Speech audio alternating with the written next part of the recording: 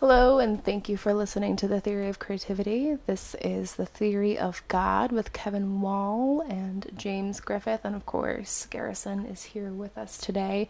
I'm a little bit sick today, so you're going to hear a little bit of raspiness in my voice, but I wanted to welcome you guys. Hi, Kevin. Hello, who are you again? I'm Sarah. Oh, thanks for doing that for me. Hey, James, how are you doing today? Hi, I'm good. Good, all right. So, Are you gonna ask how I'm doing? Garrison, how are you doing today? I was fine, but I'm terrible after you not asking how I was doing. So. Oh, you're gonna make me blush. I'm so embarrassed right now. Okay, so the theory of God. That's a very interesting subject, I think. We actually have two people with us, Kevin and James, who have very strong religious backgrounds. Kevin is from a Catholic background and James is from a Christian background, so you can kind of tell that we've got some very opposing views about the subject.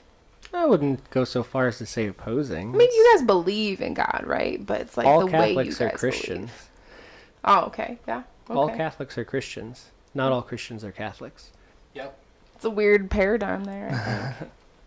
We believe that, as the Catholic Church believes that it is the first church founded by Jesus and then St. Peter after him. What about As Judaism? the first pope. Judaism would be what are we trying to say here? A predecessor to Christianity. Huh. I thought Judaism was older than that. It is. Well, that's predecessor. You can. So wait. So okay. we have the in the Bible we have the Old Testament, which is the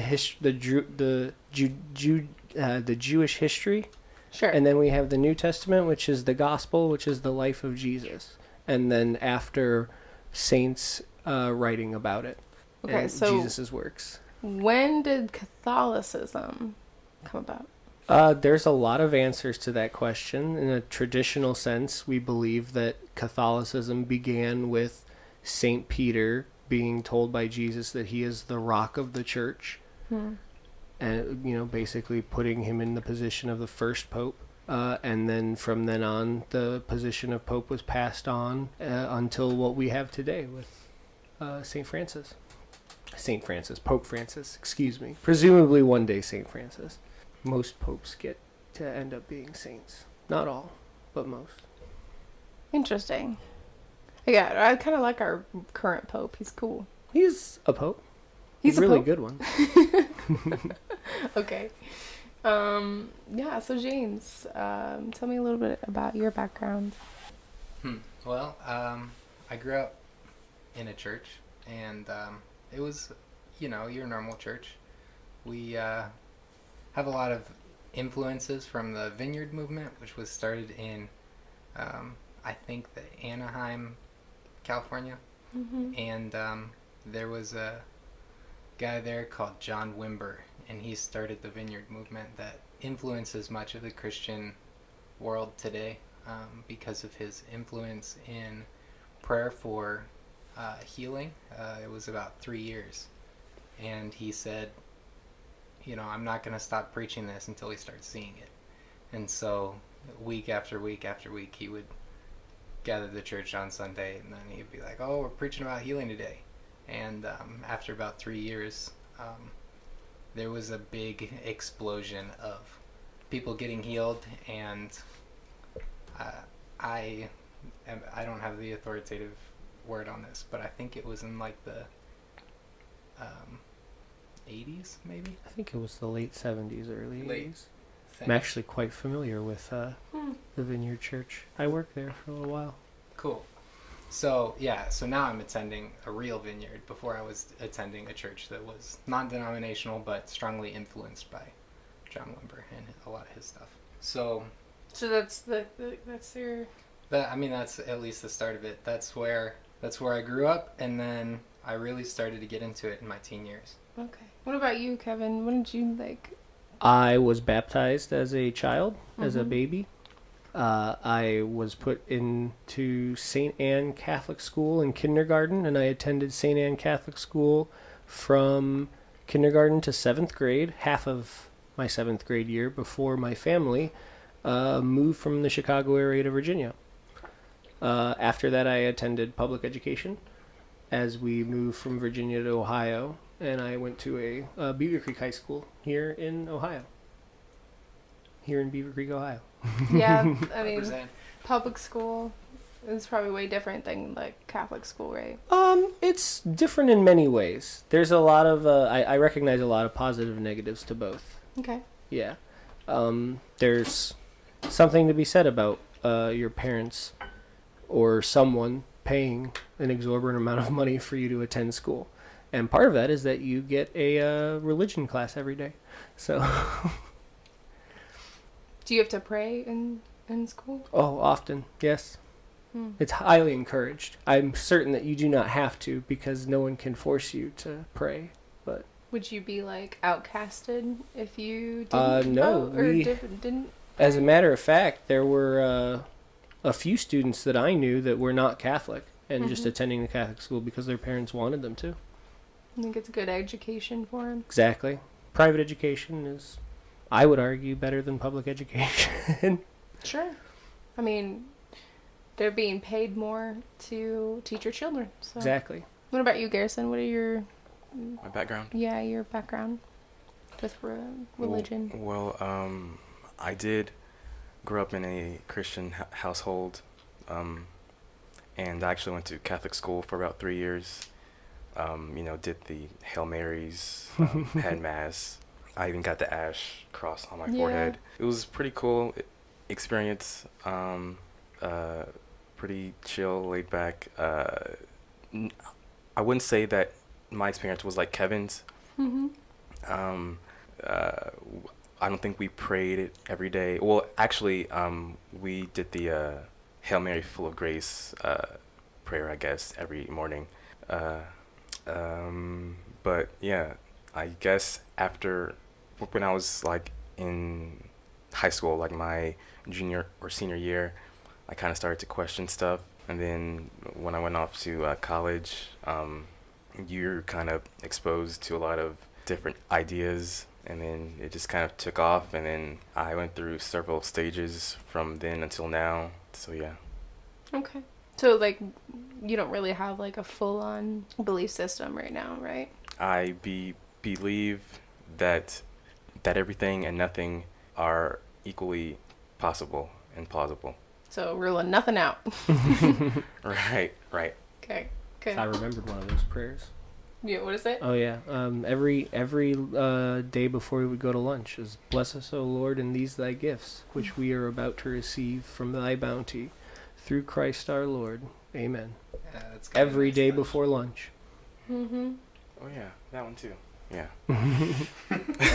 May not exactly be the type you were talking about. We would go. There were definitely every Tuesday, I believe we had mass in the earlier years of education, and then later, once you went into the other wing of the building, it was more of a secular education focus. We still had a religion class, and there were definitely days that we still went to mass because it was a holy day of obligation, the Catholic concept, meaning that you should be in church. You should probably go to church today.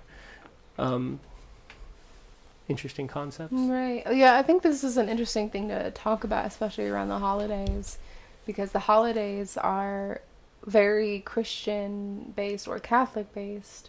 I don't know what you guys think about that, but You could argue Are they're they? very Judeo-Christian based. sure. Okay. I mean, but they're also pretty materialistic, depending on your angle and the way that you're looking at it. But I'm not here to point fingers at anyone. I What do would you say mean? it's how you celebrate the holiday, right? What do you mean that they're? Absolutely.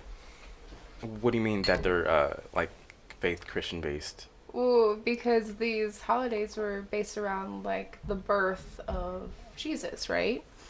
Or I just think that was from a marketing standpoint. Like, from what I understand is that like the Palestinian winters would have been too cold for people to travel long distances in the winter, and also most of the iconography is like pagan. So It is pretty well recognized that the December 25th is the day that Jesus was born is observational, not necessarily fact. Yeah, I completely disagree with it. Because it was during a Jewish holiday, wasn't it? For the recount, Right, the and census or whatever. as Garrison pointed out, like, they pretty clearly say in the Bible that the shepherds were watching their flocks at night, and they would not have been doing that in the cold of winter. Good point. It's a good point. Yeah, little Santa things Claus. here and there. Well, Santa Claus, that's based in an innocent enough Saint Nicholas. Yeah, Well, speaking of from. speaking of Santa Claus, have you guys heard of Zwarte Piet? I want to say it's a Denmark thing where people in Denmark are white, so they actually dress in blackface. Oh my And, I have heard of this. yeah. Yes. Yes, so like Zwarte Piet was like an elf or something Mm-hmm. that would like help out Santa, so they dressed as him. It's kind of funny. Black elf. Or something, yeah, like black elf, big lips. Oh dear. All right, thank you. Interesting little historical note, Denmark. Yeah, think. there's a bunch of weird traditions around there.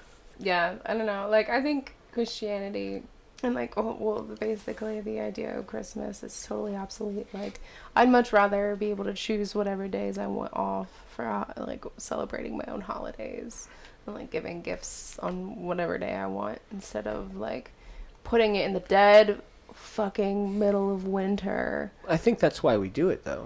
That's kind of the point. No. It's a morale boosting situation where you are in the dead of winter and I have come to give you something.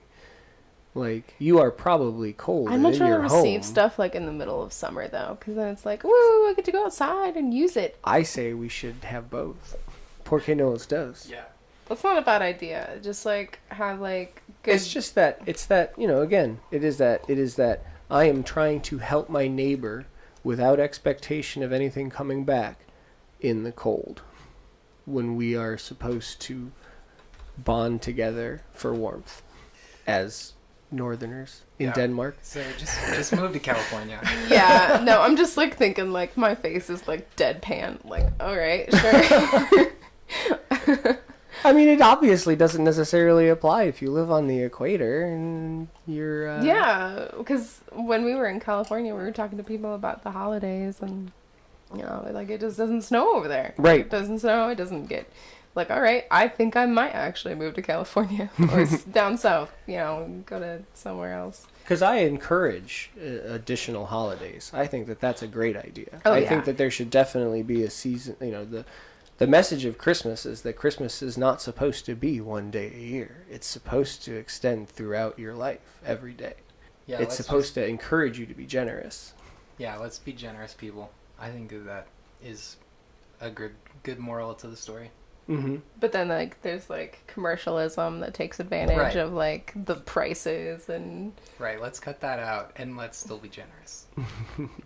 I mean, some people like their Black Friday shopping, apparently. I'm not one of the people, but Yes, so yeah, apparently like 9 years ago, during Black Friday, someone was trampled and they died. That's like Yeah. every Black Friday. Oh. yeah. Well, not every Black Friday does somebody get trampled and die. I remember there was like a story I think a couple years ago about like 2 pregnant women that had been trampled and they lost their children. That's terrifying. It's awful. But Yeah, let's not put they people probably in that shouldn't kind have of brought their situation. children to Black Friday. I honestly... Personal responsibility is a tough cookie to bite into. Anyway. Yeah. Yeah, so what would you guys like to discuss a little bit about maybe about how your religion views God?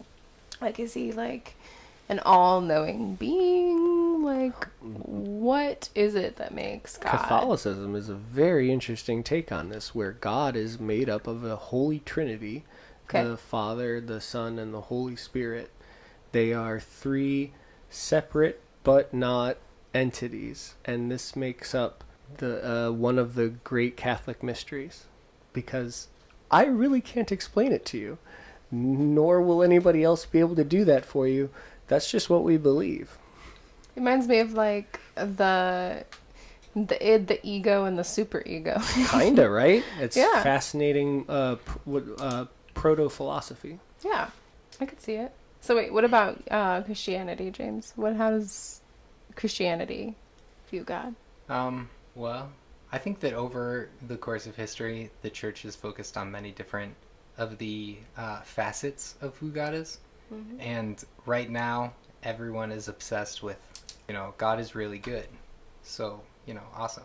Let's celebrate that. Let's thank him for being good. Let's, include all of that. And over,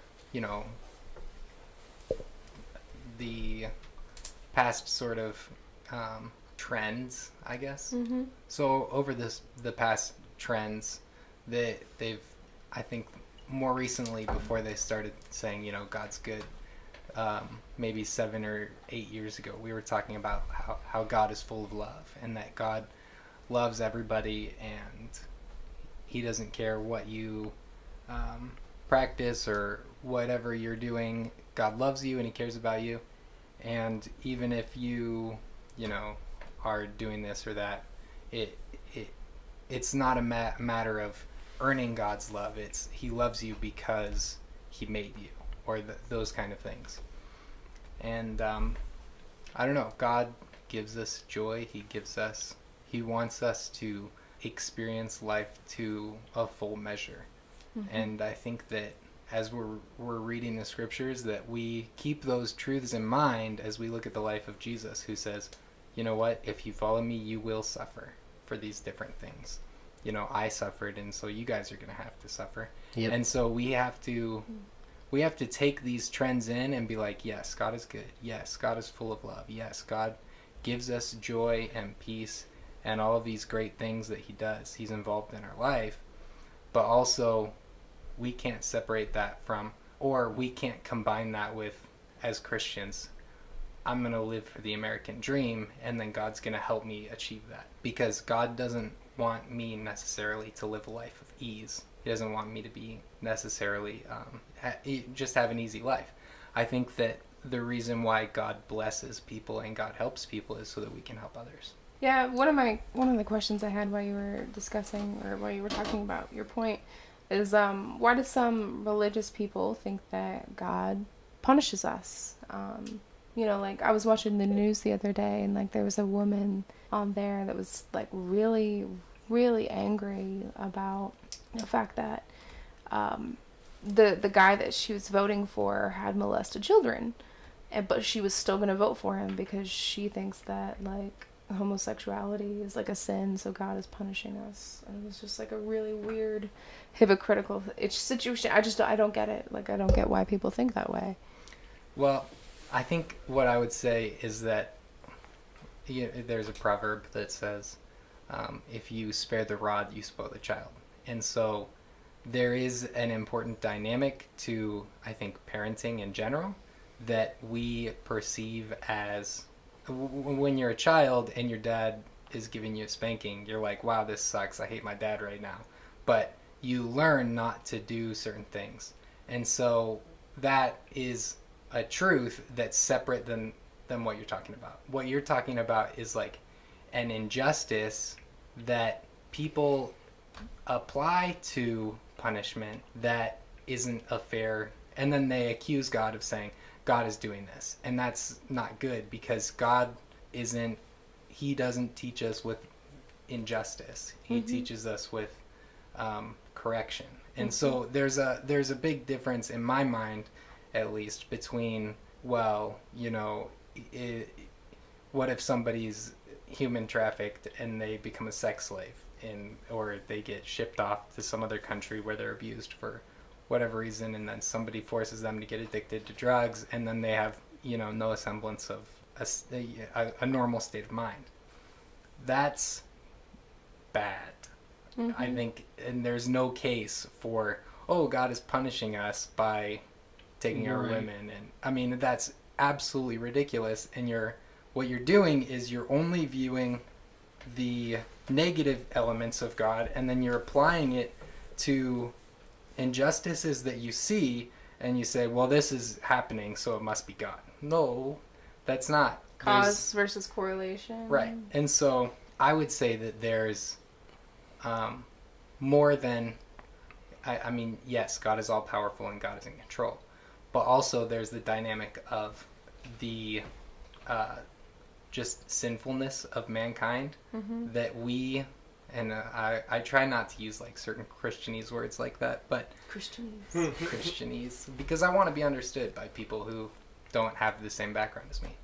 But anyways, you know, people do bad things, and that's not God's fault. That's people's fault. So who are we to blame God because people are doing bad things? That's ridiculous. And then at the same time, there's just spiritual activity in the earth that hates God and hates people that love God or people that might love God. And so they're like, ooh, let's, you know, do something bad to this person. Right, because like her argument was that the guy that had molested the children was like a true Christian, and then the other guy that was running against him wasn't. So she wanted to vote for him, even though he'd already like done some really shitty things in his life. Yeah.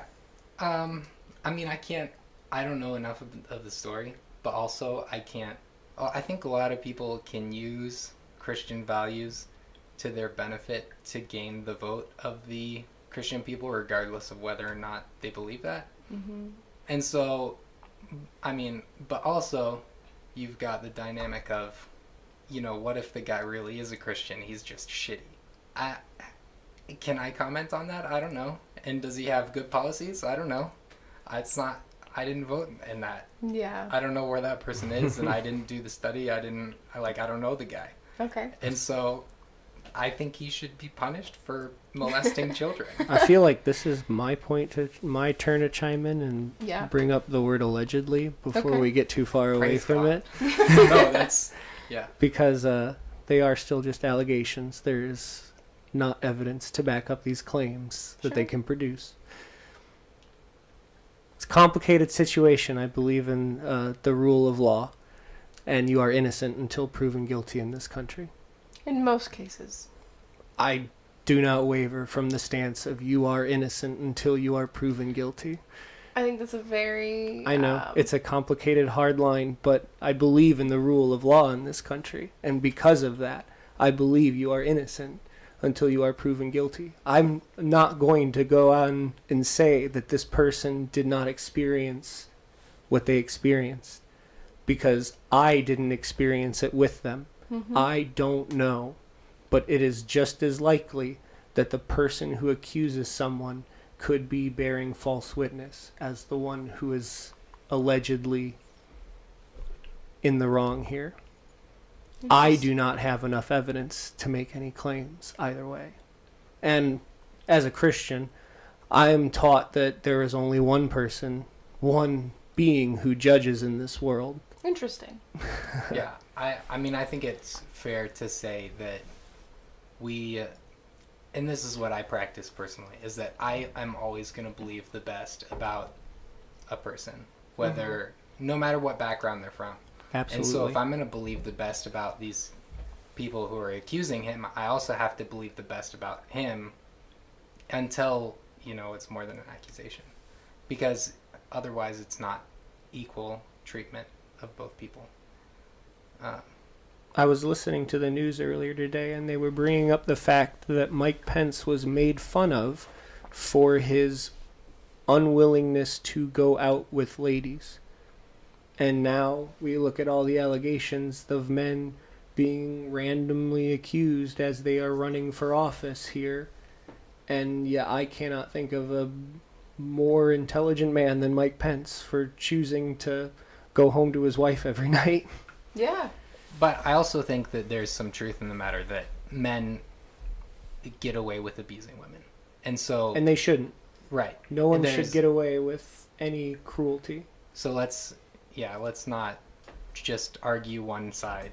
Let's definitely say that there's valid points. Right. Well, yeah, this podcast isn't about, like, you know, sexual assault and No. everything like that. I just But it wanna, does have a very strong Yeah. basis in Yeah. religious belief. It definitely does. Like, law in our country and religion are actually very Christian based Mhm. because it's that whole idea of like you said, Kevin, you are innocent until proven guilty, and I think that's actually a very Christian thing to do. Whether it's true or not in every single case is not necessarily, not necessarily true. So yeah, I mean, I think it's very interesting to see how like religion and the things in our country that take place are so tied together, but then a lot of it ends up being very hypocritical.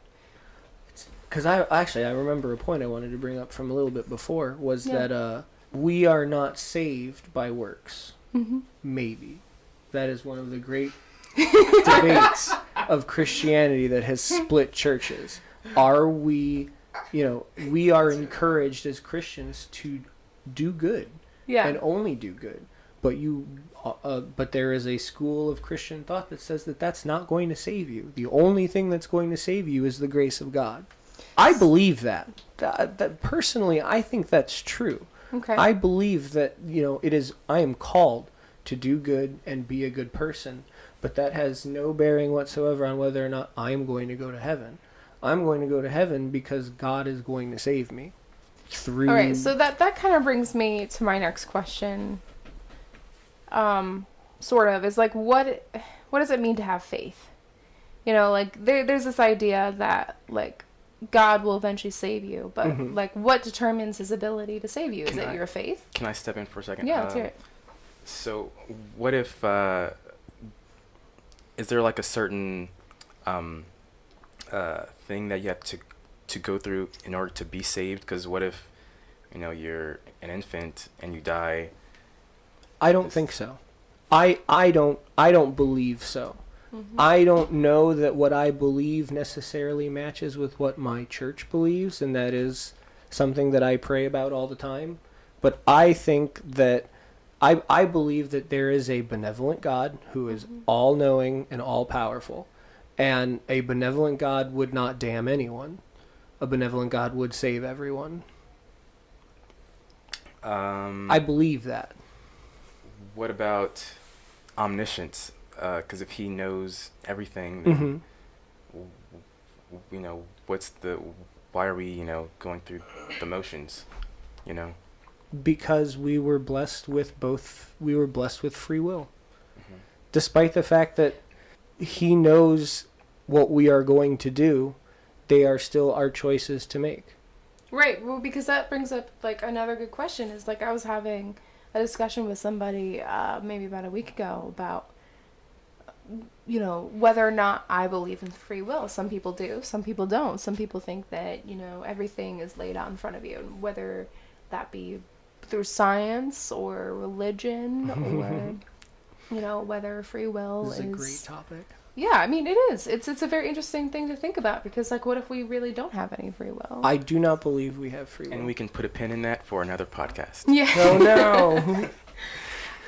No, I think it's a very interesting thing. I do believe that there are free will. I think that free will is such a thing, but I also think that there's things that the universe has in store for us that we don't have any idea about. How vast it is, and like, because think about it, we're made of stardust. The fact that we are made out of things that were created billions of years ago is fascinating because we're just a blimp of time. Like, I think that free will exists, absolutely, but it exists on such a microscopic level that everything else has such a bigger picture for us that we can't even encompass it. On a faith level, I believe we have free will. But my brain keeps telling me that we don't. my conscious thought keeps telling me that everything is cause and effect. Is that like your humanistic point of view? I think so. I think so. Because again, I think the only reason I have free will is because of God. Okay. Despite the fact that he has predetermined what my life will be, he has gifted me free will. But in living this life, I recognize that everything is cause and effect. I'm here in this room for a reason, because we became friends randomly, because I became friends with somebody else randomly, because I moved here randomly. Mm-hmm. It's all, and the next thing the next place I go will be work, because I signed a contract to say that I would.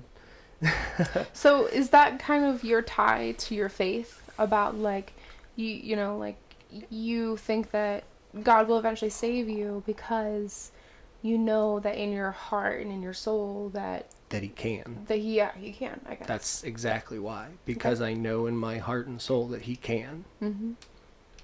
Let's say that God does, like, he is omniscient and knows your entire life.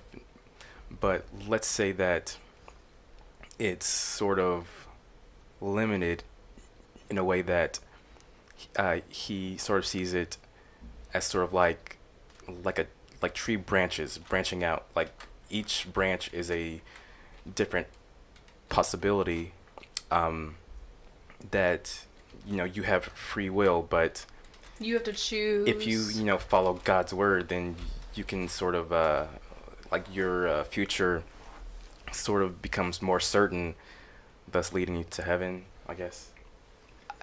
I think it's much more of a line than that. Mm. I understand how the tree grows backwards in one straight line and it looks like it has branches, but I don't know that those branches exist, because life only ever goes one way.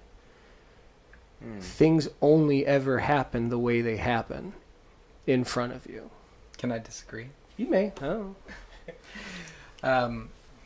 One of the things I'd like to point out is the way that God speaks, in specifically in the Old Testament. The time that I'm thinking of is when God sends Jonah to Nineveh, and God says to Jonah, you got to go, and eventually I'm going to destroy these people. And so what Jonah heard God saying was, I'm going to destroy the city. But what God was saying was, I'm going to destroy the city, but it could be years down the line if they repent. And so at that point, you've got a decision that for that city, they could decide, oh, let's ask for God's mercy, or let's screw God, I don't care about God. And at that time, they decided, oh, let's ask for mercy. And so God didn't destroy them. So I think in my, the way that I see it is that every time we have a decision in our life, we could go either way, and God knows what it would be like if we go either way. So in a sense, I might be saying that there's no free will, but at the same time, I'm saying that I make all of my decisions myself. I decide to do this and I decide to do that. If I hit the snooze button, I'm deciding to hit the snooze button. And I think that our day is full of decisions that we make where we're like, oh, do I want to work on, my writing or my, art skills or whatever else? Do I want to go to this or that? And, sometimes you do and sometimes you don't. And I think those small decisions build character in who we are. And does God know the end picture? Yeah, of course. But I believe that he gives us opportunities to do one thing or the other. I don't know about that. I don't know if I agree with that at all. Interesting. Well, I let off with, can I disagree? That's very true. So why do you feel that way? Just out of curiosity. Yeah, I guess I'd say that from my perspective, when I read the Bible and when I experience my own life, that, and sometimes so let me just back up a little bit. In Ephesians, it talks about the apostles, prophets, evangelists, shepherds, and teachers that are given to the church in order to strengthen the church. And I believe very strongly that God still uses those mantles or people or whatever you want to call them to strengthen the church today. And I think that mostly in the church that we have stripped those away, and we don't like apostles because they're too visionary and they push us too hard. We don't like prophets because they keep correcting us and telling us that we're wrong about stuff. We don't like evangelists because they want us to evangelize, and that's uncomfortable. And teachers are like, come on, man. I just want to believe whatever I want to believe. So just, get off my back.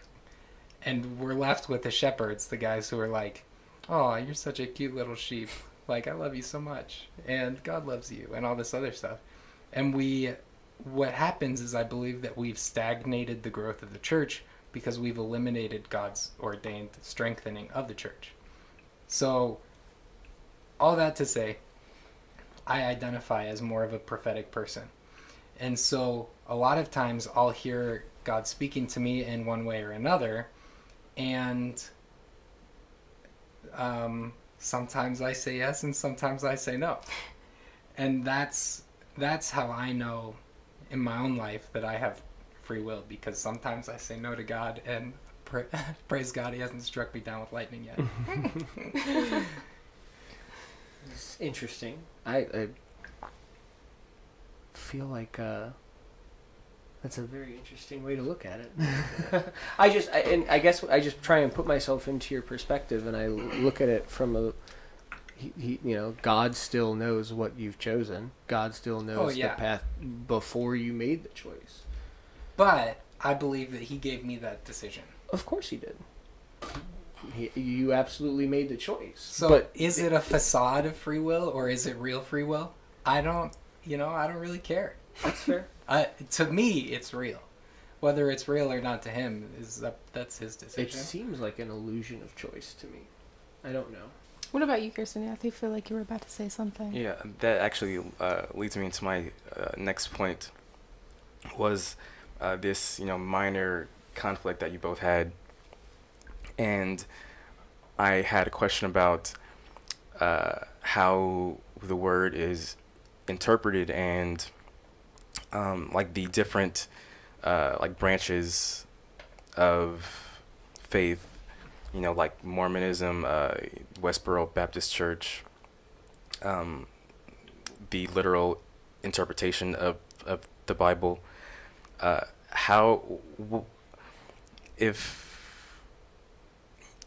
Wouldn't it be ideal if so let me back up. If God were omniscient, wouldn't it make sense for it to be understood by all, and for there to be no misunderstandings and conflicts and things like that? Yeah, that's actually an interesting idea, because the communication of it, you'd think that God would be able to communicate to everybody. I have a very simple answer, and it's not very fun, but the answer that I believe is that the plan is complicated. The plan is very complicated, and we are not necessarily meant to understand it. Can I offer? So, I agree. Yeah, the plan is complicated, but at the same time, if we take out free will from that question of, if God is completely, if he knows everything and if he's completely in control of everything, then we have to look at the world and give an honest answer. If God is completely in control and we don't have choice, that means that God is not good, because God is ordaining bad things to happen. Mm-hmm. So if we take that viewpoint, we are, in a sense, defeating ourselves, because we believe that God is completely good. Now, is his version of goodness different from ours? I assume so, but at the same time, we can't say, we can't attribute bad things to God and that still be a God that I want to give my devotion to. I don't want to give my devotion to a God who supports human trafficking. Mm-hmm. That's absolute garbage. And so when I read the Bible, I have to see it with, there's more players in this situation than God is just doing everything and we're pawns. So wait, so you're saying that God's morality is different from ours? Is that what you're saying? Is that what I heard?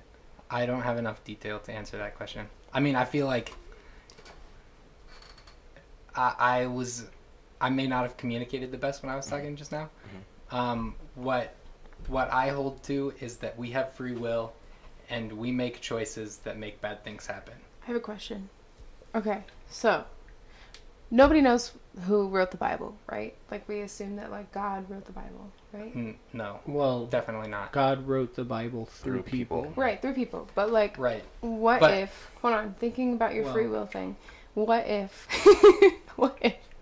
I mean, this is a far stretch here, but what if he was telling the people not to write the Bible, but they did it anyway? Or what if God told people to write the Bible, but the limited human comprehension sort of like skips words and Yeah, because Well, we can't abridges. write So and think at the same in time. Catholic tradition, the Bible was put together in 300 something AD out of a collection of other books that were chosen not to be part of the Bible because of divine intervention at that moment. It is a goofy faith-based argument, but that is actually the argument, that this council of Trent that put together the first Bible chose those books to be the most inspired by God. Okay. So That's just a historical I point in hold time. to a more literal interpretation of Bible. Okay. If you ask me if the Garden of Eden is just a made up, and I don't want to get into it right now because it would take forever. But if you ask me if that was just like a story to give us an idea of, maybe who God is or whatever, I don't. I believe that it's 100% literal, and I hold to a literal interpretation of most of the Bible. Now, without going into that too much, in Exodus, God sends all these plagues on Egypt because Egypt is enslaving the people of Israel. Then God's like, okay, we're going to get you guys out of here because I like you, and these other people are doing injustices to you. And so he, in the most radical way possible, delivers them out of Egypt and then puts them in the wilderness for 40 years. During that time, Moses goes up on a mountain, and if you read it, God is on the mountain too. Like, you have to read it and you have to look at it and you're like, wait, God is on that mountain. It's like the people of Israel looking up and they see this sapphire sea, which is described in Ezekiel and in Revelation in different places, where people go to heaven and they're like, what the heck is going on up here? There's this big old blue sea, and it's described as the sea of glass. But anyways, that is the description of what the throne room of heaven looks like. And so what's going on that mountain is Moses is face to face with God for 40 days and 40 nights, and God is telling him what happened. And Moses in that place writes the first 4 to 5, I guess, just... Would it be the Torah? Yeah, he writes The first Torah. 5 books of the Bible? Yeah. So That's Genesis, In a Exodus, yeah. Leviticus, Deuteronomy, Deuteronomy, and Numbers. Well, I don't know that he writes numbers there because some of that stuff explains the history after. So That's true. After that encounter. And so there's definitely a continuation of it, but Genesis definitely was written there. Leviticus definitely was written there. And because it's like, this is what God says to Moses. And it's completely unprecedented. No other religion or belief system at that time had that mentality. It was separate from. Well, because it was the Egyptians, like, they believed in, like, multiple gods, and before that... Which I would argue are also real, but lesser. Like, I mean, in a Christian-based background, you would say, oh yeah, those are angels pretending to be gods, or whatever. Because it's real. When Aaron was looking up, and he's like, holy shit, there's lightning and God up there, and that mountain is completely surrounded by black smoke, and Moses has been up there for 40 days and 40 nights without food, without water. He's dead. And there's an angry God who killed half of Egypt already. He's going to kill us too. And so what did they do? it's not ridiculous to think that they made a golden calf, because in Egypt, the golden calf was the spirit that was supposed to guide people through the wilderness back to the city. Right. And it's not ridiculous because they've seen it happen. We live in this American thing where it's like the only thing that exists is what's observable. But at the same time, we have to pay attention to the rest of the world that's like, oh no, there's demons. And there's stories about witch doctors who cut themselves up into tiny pieces and then bring themselves back to life. You can't say that the observable is the only thing that exists. It's just this American bubble that we live in. Yeah, like I've never taken a religious class in my life, and I've only been in churches like maybe a handful of times. And like I know none of this, but I like hearing about it. It's cool. Right. So they build this golden calf, and my belief is that they fully expect that calf is going to get up and be like, all right, let's go back. It wouldn't be an unreasonable expectation, right, that it would do that. Because that's what they're used to and that's what they know. And you have to get in the mindset of the ancient Egyptians. What did they believe?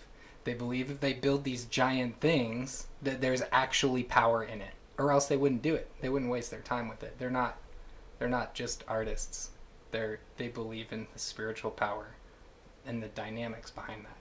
And so these people in Israel, these Israelites, are completely terrified. And then Moses comes down with, oh, this is everything God said to me. And also destroy that calf. Side question, do you guys believe in aliens? Now that we're talking about Egypt. I've never seen one. I definitely believe in the concept of aliens. Okay. From a scientific perspective, it makes a lot of sense. Sure. Okay. So from my brief research of flat Earth, oh my gosh, many of them believe that the Earth is flat, for like faith-based reasons, like they're Christian, and that space is basically just like wallpaper, like it's not like a projection. Yeah, of it doesn't have depth. What are your thoughts about that? So, Pope, I'm trying to remember, I think it was Pope Paul II, and I will have to look this up, and you may have to edit it, but I'm pretty sure it was Pope Paul II in the 1950s, wrote a papal statement saying that to deny science is to bear false witness. So, the Catholic Church will take the scientific approach to the flat Earth theory as a matter of God presents himself through science. Okay.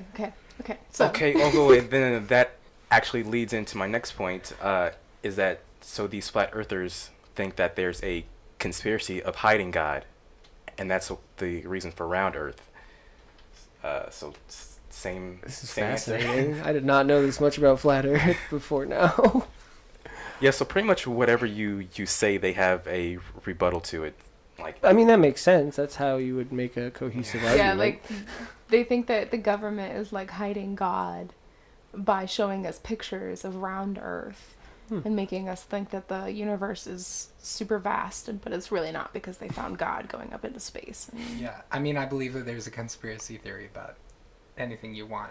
I mean, you can just say, well, what you see is a lie. You can say whatever you want. I'm still waiting on those 28 pages of the JFK documents. Right. So. I feel like faith in humanity is a huge thing too, because like you can't just have faith in God, right? You have to have faith in your fellow human. I don't think so. I think faith should be reserved for religion, because the concept of faith is pretty, like, if you look, the definition's pretty solid. The belief without proof. Do you want to put belief without proof in humanity? Because humanity has free will. Well, yeah, okay, so I get that. Oh, we agree now? I believe in both. I want to make it very clear. I want to make it very clear for everyone that I believe in both free will and predetermination. Can you explain your question a little bit more, Sarah? Yes. Because I think we're having a definition That might be true. I think it's just semantics. Well, okay, so faith in, your fellow humans. So, like, if they say that they're going to do something, you believe that they're going to do something, right? But I believe they're going to do something based upon the evidence that they've presented before. If a random stranger makes me a promise, I'm not going to believe it. If my best friend makes me a promise, I am going to believe it. So there's some history in the relationship. I think. But does it have to mean, like, so think about, like, faith in your government, right? Mm-hmm.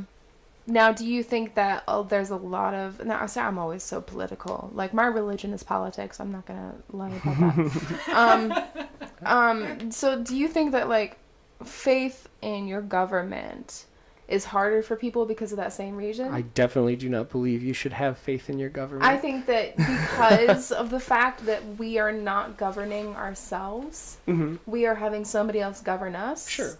That there should be ultimate faith in... Not ultimate, okay? Like, there's always a fine line. But you should be able to have faith in your government. Is that just trust, though? Trust and faith are, I think, a little bit different. Because trust, for me, requires an expectation in return. It requires that things have to be returned eventually. But faith is like, okay, I believe that they're going to do something good because I, frankly, can't do this on my own. The government is people. And a moment ago, you asked me if I had faith in humanity. Yeah. And all the government is people. Yeah. That's all it is. Yeah. I have no faith for humanity. I have faith in God. That answers my question, yeah. I think a lot of the question that you're asking relies on cultural backgrounds. Sure. Like in, some South Asian, some East Asian, definitely some Middle Eastern cultures, you can ask somebody a direct question and they'll answer you without any cause. Yeah, and they don't want to tell you no. Right. And so and what I'm noticing as an American who grew up in America is that our country is getting less direct.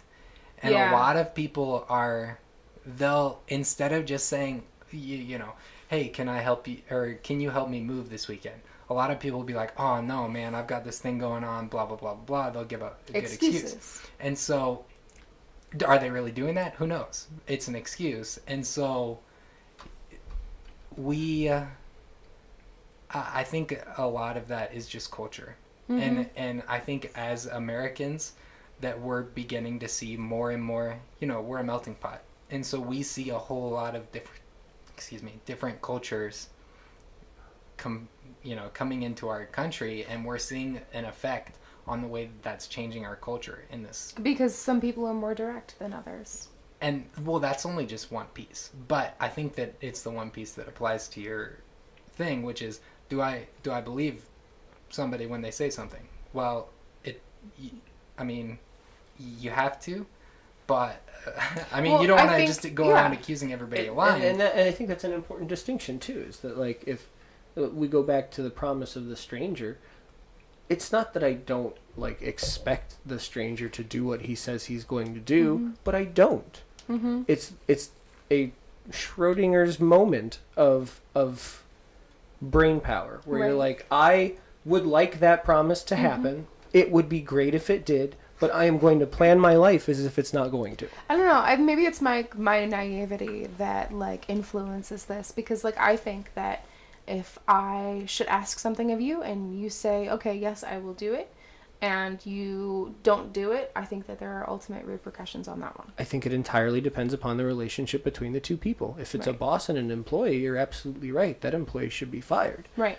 If it's a homeless person and they've never met each other before. No, why are you using homeless people? Is a drastic departure. Okay, so like no responsibility, almost.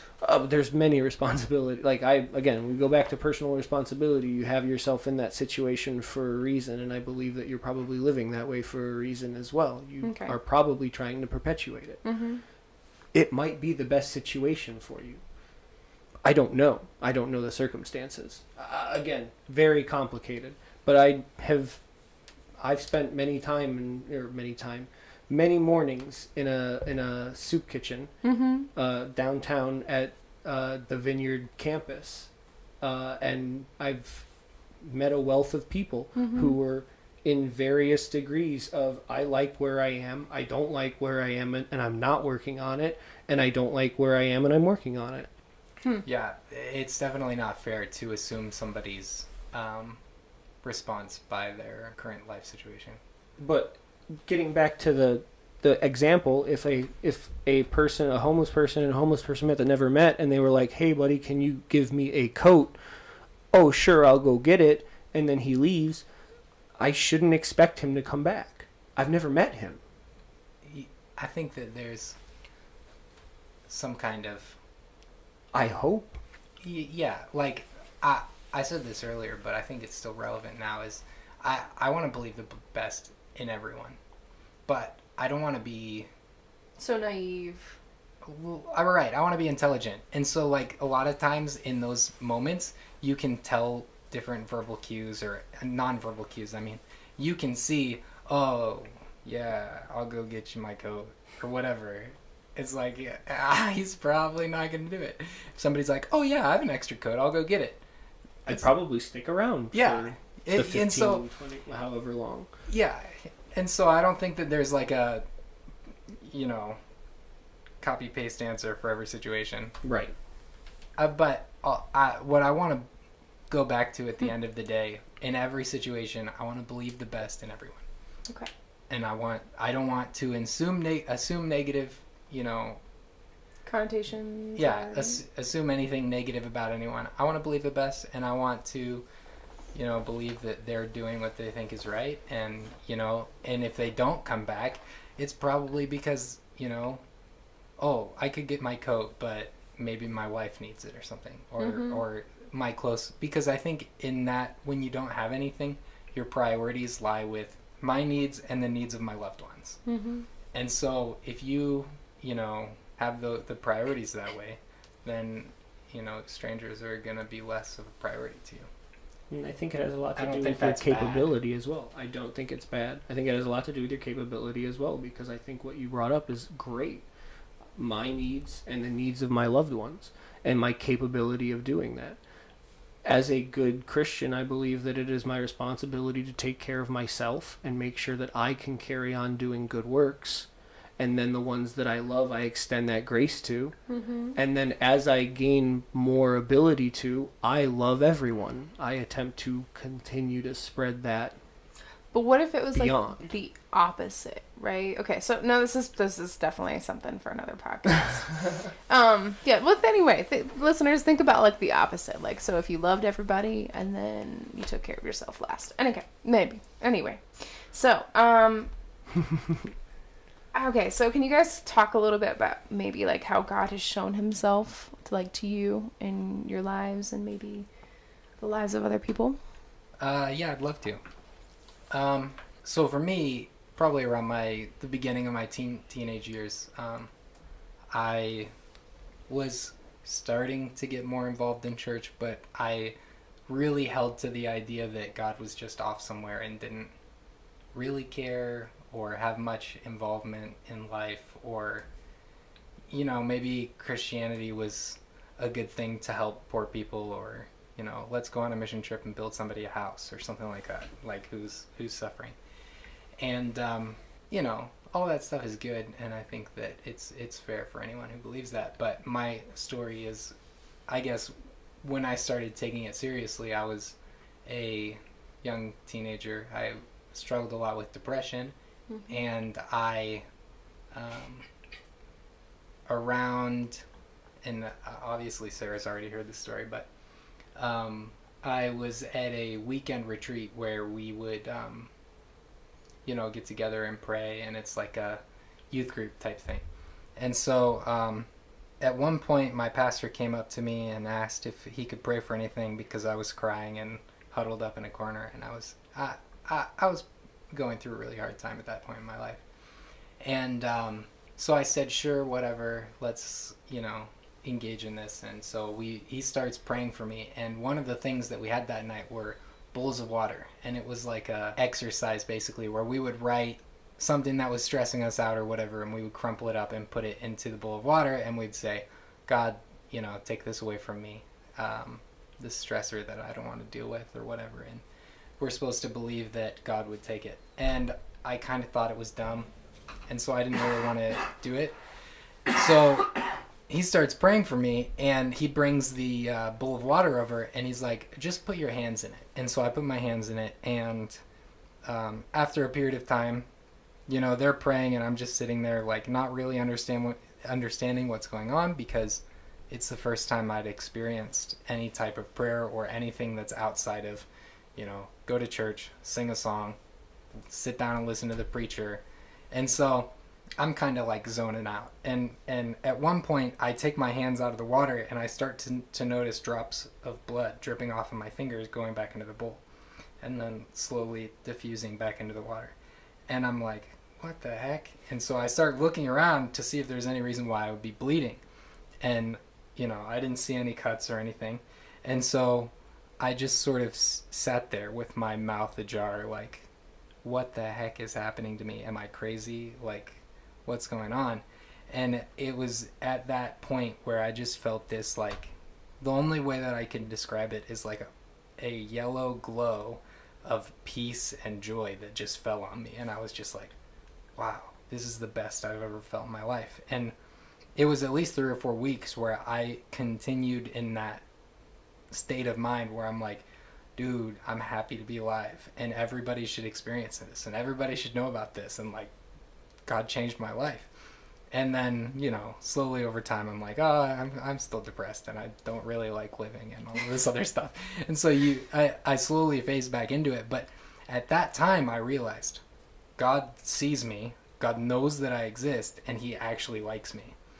And that was like a life-changing thing for me. And so from that time, I started getting into, well, if God answers prayer, then let's figure out how to pray, and then let's pray for everybody. And so I started taking this training. We did healing prayer team training, and so I took it for 3 or 4 years in a row, and we saw some ridiculous things happen. Like, I saw somebody's leg grow like an inch because their legs weren't the same length, or maybe it wasn't his leg that was growing, but his hip that was adjusted so that the feet both line up the same distance away from each other. And that issue can cause a lot of back pain and whatever. And so then there was another time where this guy who was playing frisbee golf, and he sprained his ankle really bad, and it swelled up to the size of a baseball. And this is the first time that I ever prayed for anybody for healing by myself. And so we go into the back during some church event or whatever, and I'm like, okay, God's gonna heal this guy. And so I prayed for him, and I didn't feel anything, nothing special happened, and I'm like, wow, well, maybe you should just go see a doctor. Sorry, bud. And he gets up and he starts walking, and he's like, dude, what? I just started walking on it, and there's no pain. And it's like still the size of a baseball. Like, what? And so he kept walking on it, and there was still a little bit of pain. We kept praying for him, and then by the next day he didn't have any pain. And it's like, who is God?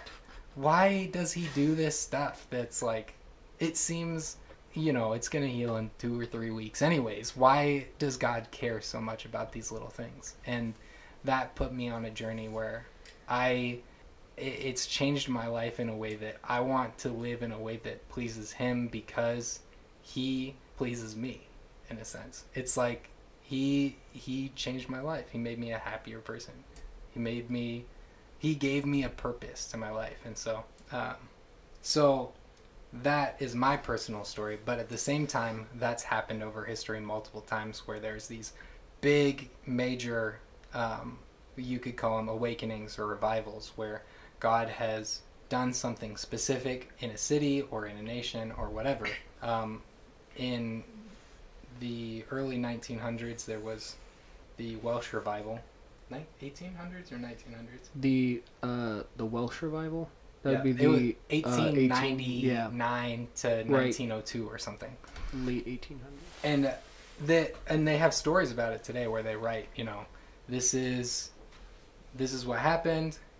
It was like God was here in our city, and the bars closed because nobody wanted to drink because everyone was too inebriated with what God is doing. And it's like, it changes your mind. It changes everything about you. You're like, I don't have pain anymore. I don't have a reason to drink. Like, you know, I'm experiencing this ecstatic. I'm experiencing this thing that makes me feel so good. And, you know, people are experiencing community, and they're like, wow, people are like actually being nice to each other, and they're like, everybody's giving out of their, even when they're poor, they're still giving, and they're still being generous. And you know, obviously countless miracles and different things were happening. And so that spread. There was a guy named something. Jesus Christ. No. Jesus. I mean, yes, obviously Jesus is very involved, but anyways. We'll call him Bob for now. Bob. We can get on that. So this other guy hears about what's going on in Wales, and he goes back to Azusa Street in the LA area. I don't know exactly what city that's in, but it's, you know, around LA. And so they start and so they start praying and whatever, and they're like asking God to do the same thing in that community, and people are fasting, they're praying, they're waiting to see what God does. And a movement of God starts in that street, or on Azusa Street, that has spread all over the nation and is part of the modern Reformation, where, you know, before that people weren't practicing like things like tongues, and they probably wouldn't have been talking as much about the baptism of the Holy Spirit or healing or different things. And this revivalist like sat in a barrel for like a week or something, and he's just like, God, I'm not even gonna preach until you anoint me, so that my words like cut to the heart, and that people realize, oh, this is true what I'm saying. And so he's praying all the time, and there's crowds gathering because they're like, oh, this is a big deal, and God is doing something in our community.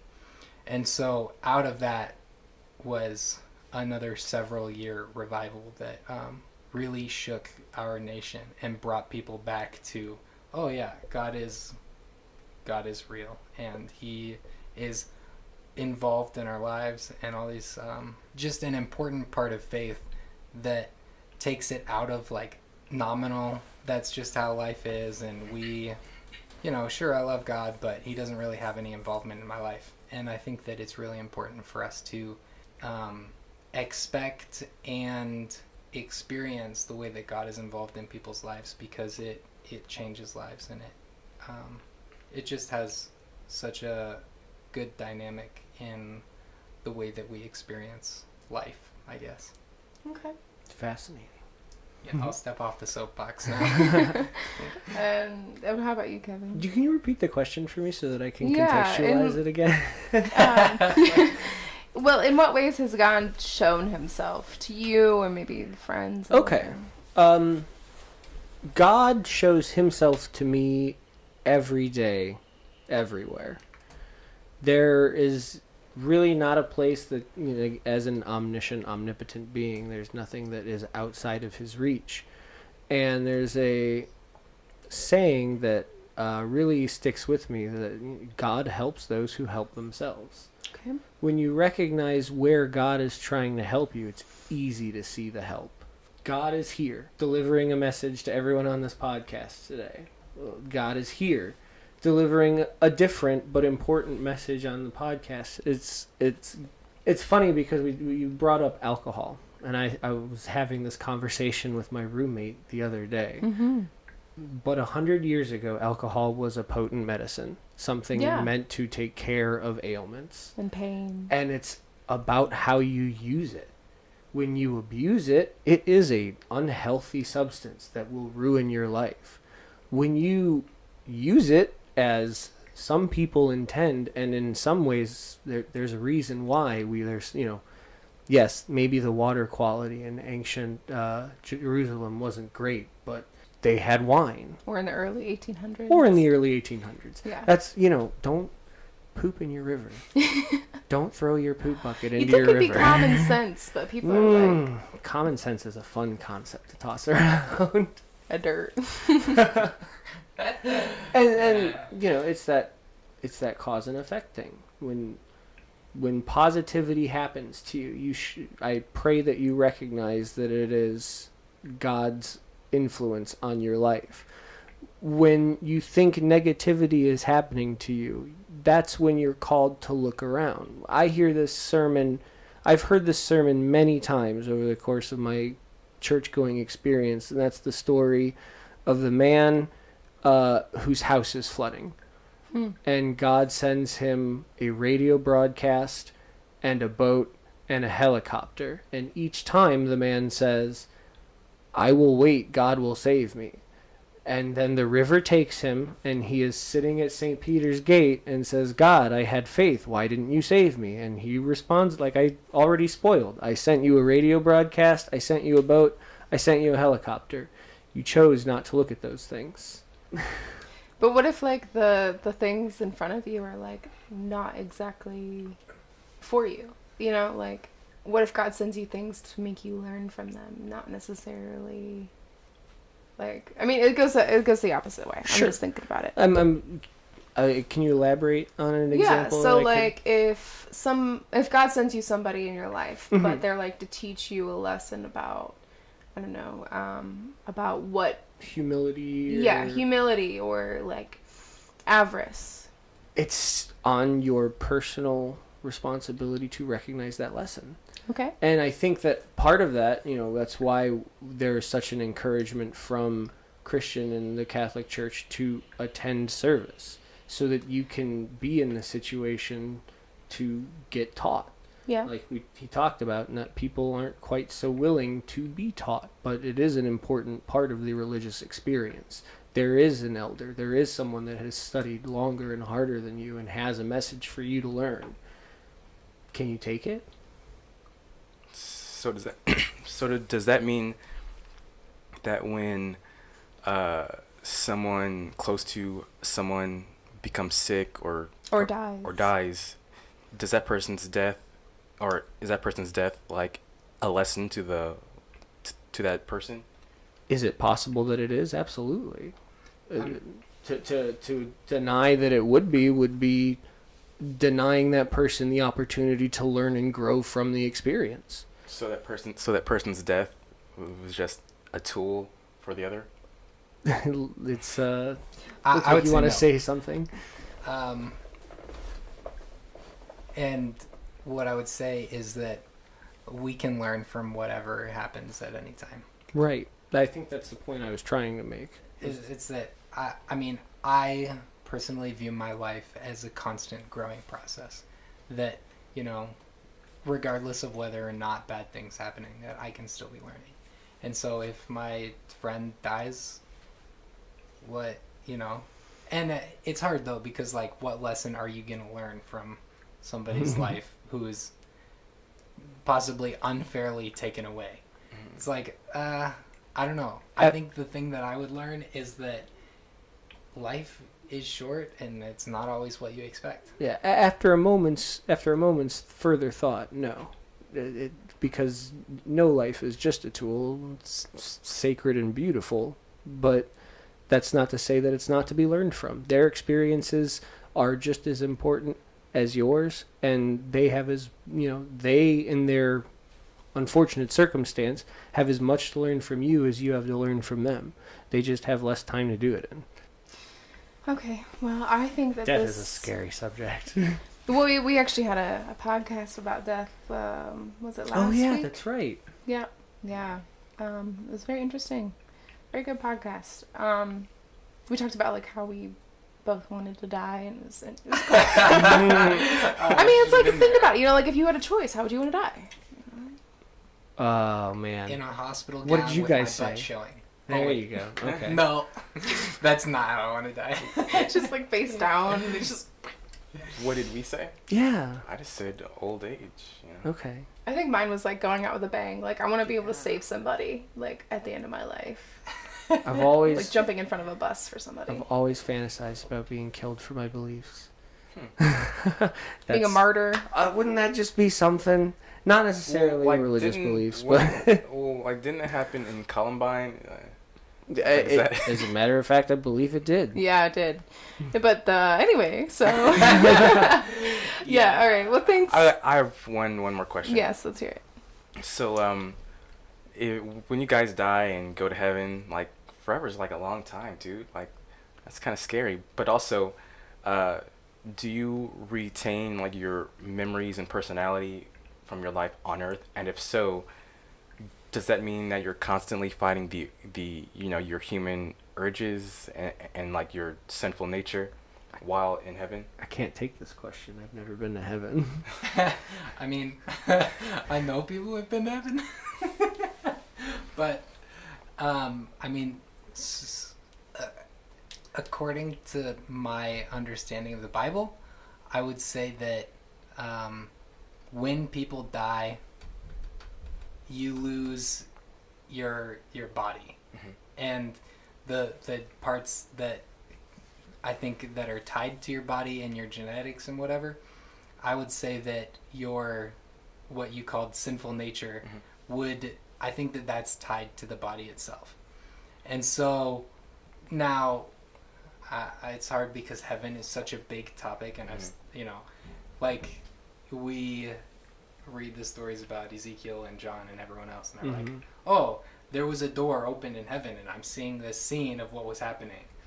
And so we can take a lot from the Bible, but just going back to your question, Paul describes the new bodies that God has for the people who die and go to heaven, that will receive spiritual bodies and that we won't be under the same laws of humanity.